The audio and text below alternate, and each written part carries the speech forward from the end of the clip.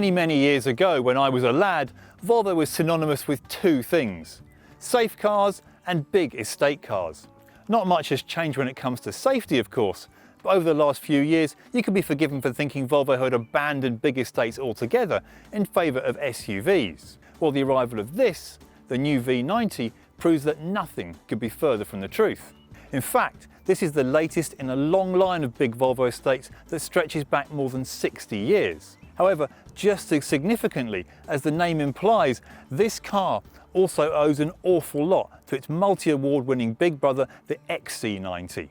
So along with its platform and much of its technology, it also gets this wonderfully imposing front end with this big gaping grille and these Thor's hammer headlights.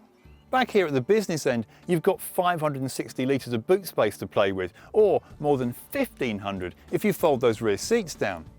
It's true, you can buy bigger estate cars, but according to Volvo, sheer size isn't the be-all and end-all for estate car buyers. Instead, the V90 concentrates on supplying what Volvo calls the right kind of functionality. Of course, being a Volvo, that includes an awful lot, industry-leading in fact levels of standard safety kit, but this car also includes something called Pilot Assist. It's a system that in certain circumstances allows the car to effectively drive itself. That's all very clever, of course, but for now we're going to do the driving ourselves. So let's find out if this new Volvo is good enough to tempt buyers away from the likes of the Audi A6, the BMW 5 Series and the Mercedes E-Class. The first thing to strike you about the new V90 is this luxurious and sophisticated cabin.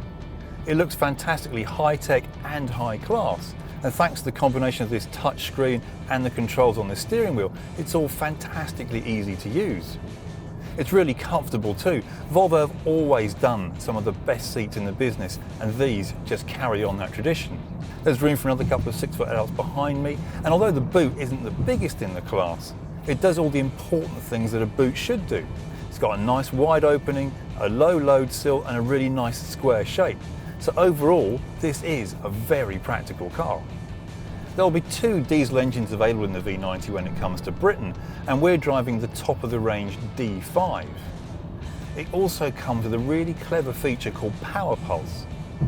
And where some old diesel engines used to suffer from turbo lag, this uses compressed air to spool the turbocharger up to speed really quickly. So this engine responds fantastically quickly, which is ideal, when you're trying to keep up with traffic on a motorway or just with the ebb and flow of traffic. It's perfect, responds really nice and quickly. Mind you, sheer speed isn't what the V90 is all about. If you're the kind of driver who wants to get from A to B as quickly as you can, with a soundtrack of squealing tyres and the scent of tyre smoke in your nostrils, this is not the car for you. But if you want to get into the car at A and get out hundreds of miles later at B, completely calm, completely unruffled, then this is what the car's really good at.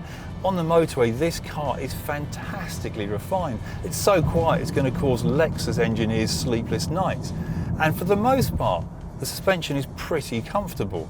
Admittedly, this car we're driving comes on the optional 20-inch wheels, but we feel certain that even in Britain, a car on 18-inch wheels, which is standard fit on this particular model, will ride really nicely.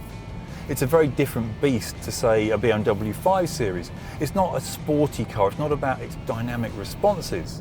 This is a car that prefers to be coaxed round corners rather than hurled round the bends. Volvo proudly proclaims that it hasn't got where it is today by doing the same thing as everyone else. And on the evidence of our brief first drive in the new V90, this car is further evidence of that. With a smart cabin, distinctive looks and an emphasis on comfort, smoothness and refinement, it really does offer something a little bit different to its predominantly German rivals. We can't be exactly sure just how good this car is until we've driven a British version on British roads, but we've seen enough to be certain that this is a fine car, and anyone in the market for a prestige estate car should certainly give the V90 some serious consideration.